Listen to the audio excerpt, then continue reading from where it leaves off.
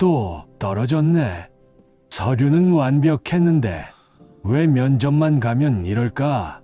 이건 어르신 탓이 아닙니다. 면접 기준이 바뀌었습니다. 그런데 아무도 제대로 안 알려줬어요. 면접에서 떨어지는 분들, 공통으로 딱 한마디가 있습니다. 본인은 성실함을 말한 건데 면접관은 준비가 안 됐다로 받아들입니다. 오늘 그 한마디 합격했다.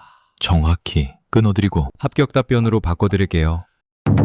같은 업계 사람으로서 이제는 솔직하게 말씀드리겠습니다. 사회 서비스형 면접에서 떨어지는 이유, 어르신들 잘못이 아니에요. 기준이 바뀌었는데 아무도 제대로 안 알려줬기 때문입니다. 저는 노인 일자리 면접 자문을 해온 김현수입니다. 제가 상담하다 보면 이런 말씀을 정말 자주 들어요. 서류는 다 잘 냈고 건강도 괜찮은데 왜 면접만 보면 떨어지는지 모르겠다는 거예요. 특히 작년에 떨어지셨던 분들이 올해 다시 도전하려고 오시면 얼굴에 긴장부터 묻어나요. 얼마 전에도 고모부가 소개해 주신 69세 최영식 님이 그러셨어요. 면접관이 질문을 했는데 갑자기 머리가 하얘져서 그냥 아무거나 시키면 다 한다고만 말했다는 거예요. 문제는 여기에 있어요. 본인은 성실함을 보여준다고 한 말인데 면접관은 준비가 안 됐다고 받아들일 수 있거든요. 지금 면접장에서는 예전처럼 열심히 하겠다고만 말하면 오히려 감점이 돼요. 더 무서운 건 면접관들이 무엇을 보는지 정확히 모르니까 어르신들이 자꾸 엉뚱한 곳에 신경을 쓰신다는 거예요. 실제로 많은 분들이 옷차림이나 목소리 크기 같은 건 엄청 신경 쓰시는데 정작 점수가 갈리면 핵심 질문에는 준비가 안 돼 있어요. 면접관들이 실제로 보는 건 사람을 대하는 태도와 갈등 상황에서 얼마나 안정적으로 대처하는지예요. 이런 부분을 모르고 가니까 아무리 좋은 분들도 계속 떨어지시는 거예요. 그리고 한 가지 더 심각한 문제가 있어요. 인터넷에 떠도는 정보 중에 틀린 것들이 너무 많아요. 어떤 곳에서는 아직도 예전 방식으로 가르치고 있고 어떤 곳에서는 아예 엉뚱한 답변을 정답이라고 알려주고 있어요. 그러니까 열심히 준비하신 분들이 오히려 더 헷갈리고 계시는 거예요. 이 이야기를 끝까지 들어야 전체 흐름을 알 수 있습니다. 구독과 좋아요 부탁드리고 끝까지 보시면 왜 지금 습관을 바꿔야 하는지 알게 됩니다. 자, 그럼 이제부터 올해 면접에서 진짜 점수가 갈리는 부분을 제가 차근차근 풀어드릴게요. 더 궁금한 점 있으시면 댓글로 남겨주실래요? 자, 그럼 본격적으로 들어가기 전에 제가 최근에 상담한 사례들을 더 말씀드릴게요. 이런 이야기들을 들으면 여러분도 내가 왜 떨어졌는지 알겠다 하실 거예요. 지난달에 73세 김순덕 님이 오셨는데요. 이분이 하신 말씀이 정말 가슴 아팠어요. 면접장에 들어가자마자 면접관이 이렇게 물었대요. 다른 사람과 의견이 다를 때 어떻게 하시냐고요? 그런데 김순덕 님이 뭐라고 답하셨는지 아세요?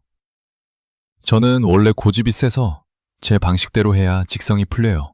라고 말씀하셨대요. 본인은 솔직하게 말한다고 생각하셨는데 면접관 입장에서는 이분이 현장에서 다른 분들과 갈등을 일으킬 것 같다고 판단할 수밖에 없잖아요. 더 안타까운 건 이분이 실제로는 정말 좋은 분이라는 거예요. 동네에서도 어려운 일 있으면 제일 먼저 나서시고 아파트 관리사무소에서도 믿고 맡기는 분이거든요. 근데 면접장에서는 그런 모습을 전혀 보여주지 못하신 거예요. 왜냐하면 질문의 의도를 모르셨으니까. 그리고 또 다른 분, 65세 박정호님 사례도 정말 전형적이에요. 이분은 면접 준비를 나름 열심히 하셨어요. 인터넷에서 답변 예시도 찾아보시고 거울 앞에서 연습도 하시고요. 그런데 면접장에서 책임감 있게 일한 경험을 물어보니까 이렇게 답하셨다는 거예요. 저는 시키는 일은 뭐든지 다 열심히 합니다. 한 번도 지각한 적 없고 결근한 적도 없어요. 성실이 저의 장점입니다. 여러분, 이 답변이 왜 문제인지 아시겠어요?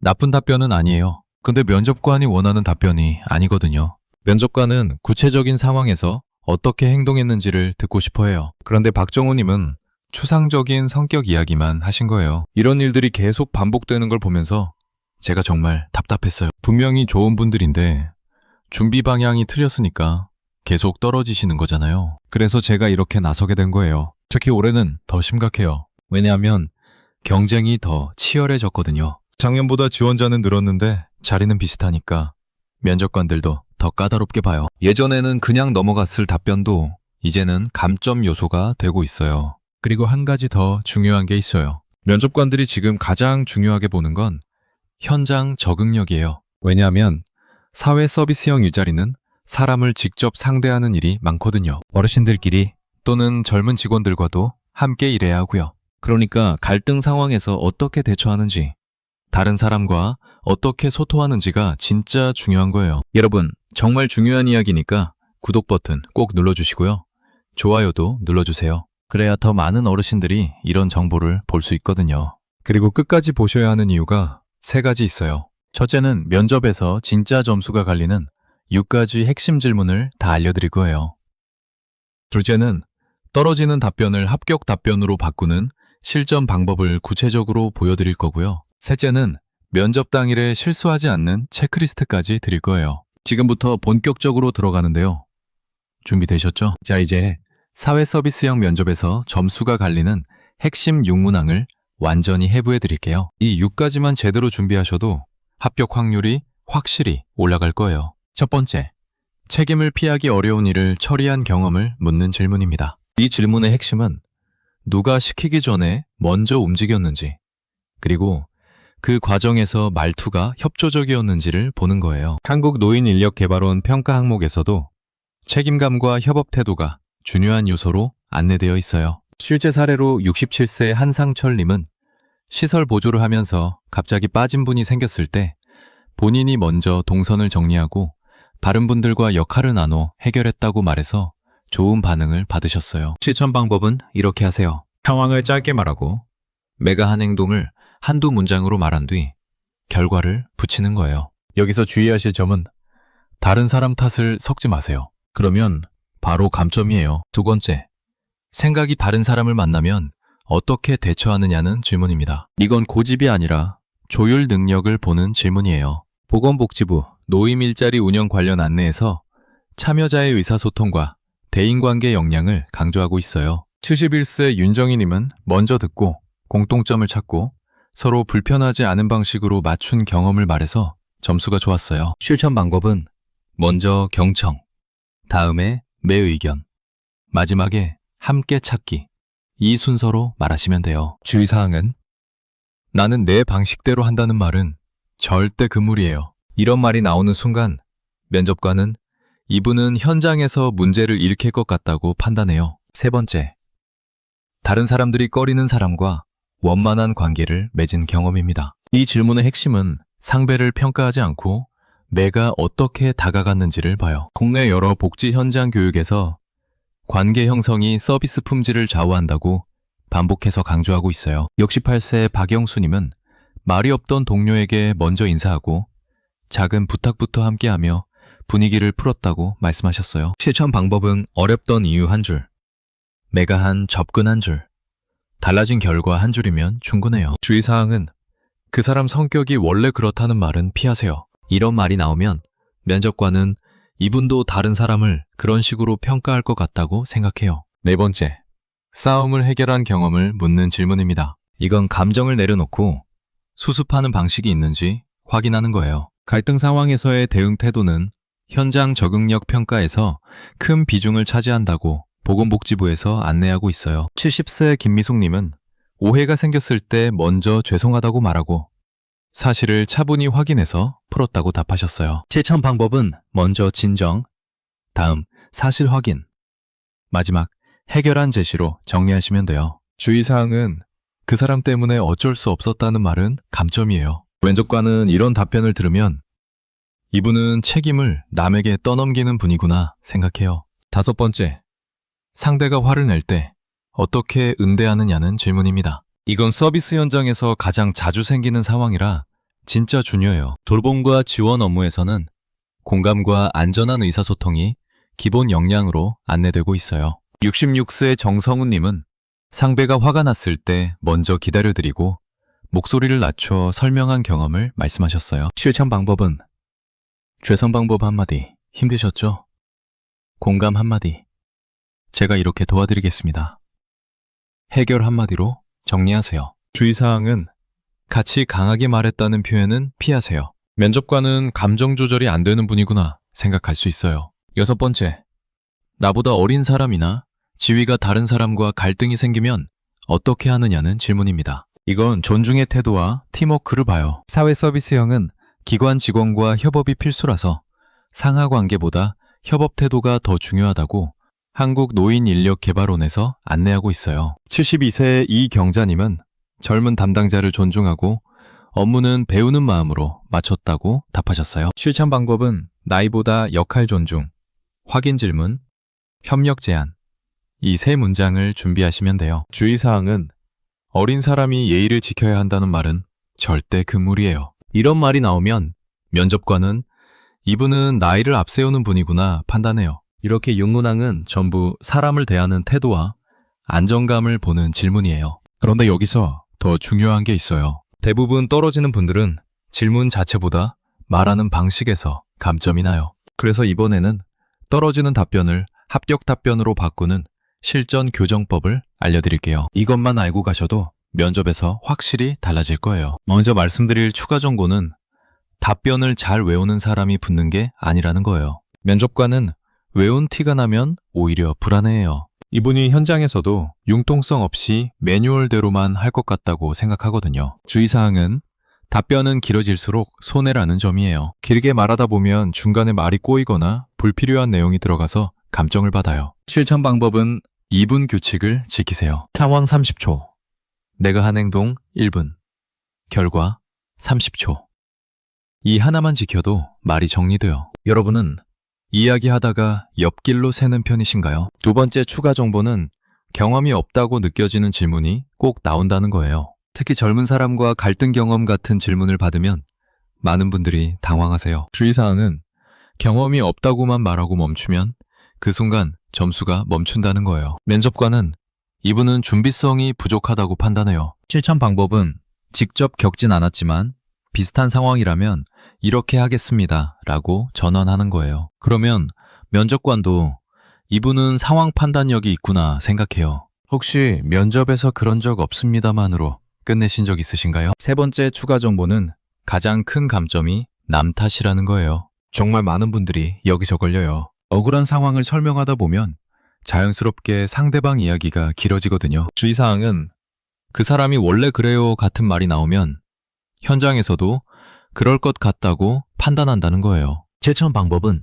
상황이 어려웠지만 내가 이렇게 풀었습니다로 중심을 내 쪽에 두는 거예요. 억울한 경험을 말할 때 상대 이야기부터 길어지진 않으셨나요? 네 번째 추가 정보는 감정 표현은 하셔도 된다는 거예요. 많은 분들이 면접에서는 감정을 드러내면 안 된다고 생각하시는데 그렇지 않아요. 오히려 자연스러운 감정 표현은 진정성을 보여줘요. 주의사항은 화가 났다, 억울했다에서 멈추면 위험하다는 거예요. 면접관은 이분이 감정 조절을 못하는구나 생각할 수 있거든요. 실천 방법은 처음엔 속상했지만 마음을 가라앉히고 해결 방법을 찾았습니다로 마무리하는 거예요. 감정이 올라올 때 스스로 진정시키는 방법이 있으신가요? 다섯 번째 추가 정보는 결론만 말하면 면접관이 평가를 못한다는 거예요. 잘 해결됐습니다. 다들 만족했습니다. 이런 식으로 끝내면 구체적으로 어떤 능력이 있는지 알 수 없어요. 주의사항은 잘 해결됐습니다. 한 줄로 끝내면 점수가 안 나온다는 거예요. 면접관은 과정을 통해서 이분의 역량을 평가하거든요. 실천 방법은 이런 상황이었고 저는 이렇게 했고 그래서 이렇게 됐습니다.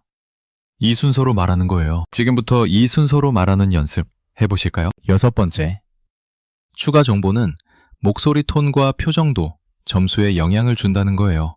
아무리 좋은 답변을 해도 표정이 굳어 있거나 목소리가 떨리면 면접관이 불안해해요. 주의사항은 너무 작은 목소리로 말하거나 눈을 피하면 자신감이 없어 보인다는 거예요. 실천 방법은 면접관 눈을 보면서 천천히 또박또박 말하는 거예요. 그리고 답변 중간에 잠깐씩 미소를 지으면 훨씬 좋은 인상을 줘요. 평소에 거울 보면서 말하는 연습을 해보신 적 있으신가요? 이제 마지막으로 면접 당일에 실수하지 않게 만드는 체크리스트를 정리하면서 마무리해보겠어요. 오늘 제가 드린 핵심은 하나였어요. 예전 상식처럼 성실합니다, 열심히 하겠습니다만 말하면 되는 시대가 아니라는 거예요. 2025년 사회 서비스형 면접은 사람을 대하는 태도와 갈등을 안정적으로 풀어내는 능력을 점수로 확인해요. 면접관들이 보는 건 추상적인 성격이 아니라 구체적인 상황에서의 행동이거든요. 잘못된 준비 방식은 이런 거였어요. 솔직하면 된다. 아무거나 해도 된다. 나이 들어서 배우겠다고 하면 된다. 이런 생각으로 가면 요즘 면접에서는 통하지 않아요. 제대로 된 준비는 상황형 질문에 맞춰서 경청하고 존중하고 해결하는 과정을 짧고 명확하게 말하는 거예요. 그리고 내 중심으로 이야기를 구성하되 남을 탓하는 표현은 절대 피해야 해요. 이렇게 준비 안 하고 가면 어떤 일이 생기냐면요. 내가 잘못한 것도 아닌데 괜히 위축되고 말이 길어지고 중간에 꼬이고 남 탓이 섞이면서 감점으로 이어져요. 그러면 면접관은 이분이 현장에서도 문제를 일으킬 것 같다고 판단하게 되는 거예요. 특히 올해는 경쟁이 더 치열해져서 이런 작은 실수들이 바로 탈락으로 이어질 수 있어요. 반대로 제대로 준비하면 이런 변화가 생겨요. 먼저 말이 짧아지고 핵심만 전달하게 돼요. 표정이 편안해지고 목소리에 자신감이 실려요. 그러면 면접관이 이분은 현장에서 안정감 있게 일하겠구나 느끼게 되는 거예요. 다른 사람과의 관계에서도 문제없이 잘 적응하실 분이구나 판단하게 되고요. 오늘 당장 실천할 방법 3가지를 드릴게요. 첫 번째는 6질문 중에서 가장 어렵게 느껴지는 질문 하나만 골라서 노트에 상황, 행동, 결과로 딱 3줄로 써보세요. 두 번째는 그걸 소리내서 3번만 읽어보세요. 목소리 크기와 속도를 체크하면서 연습하는 거예요. 세 번째는 거울 앞에서 표정을 보면서 한 번 더 말해보세요. 이것만 해도 확실히 달라질 거예요. 다음 영상에서는 면접장에서 어르신들이 실제로 자주 받는 추가 꼬리 질문과 그 질문을 한 번에 정리하는 한 문장 답변을 알려드릴게요. 예를 들어서 그런데 그 상황에서 다른 방법은 없었나요? 이런 식으로 물어보면 어떻게 대답해야 하는지 구체적인 답변 템플릿까지 다 준비해서 보여드릴 거예요. 여러분은 오늘 이야기 들으시면서 6질문 중에 어떤 질문이 제일 어렵게 느껴지셨나요? 댓글로 남겨주시면 다음 영상에서 그 질문을 중심으로 더 자세히 설명해 드릴게요. 그리고 구독과 좋아요도 꼭 눌러주세요. 더 많은 어르신들이 이런 정보를 보실 수 있도록 도와주시는 거거든요.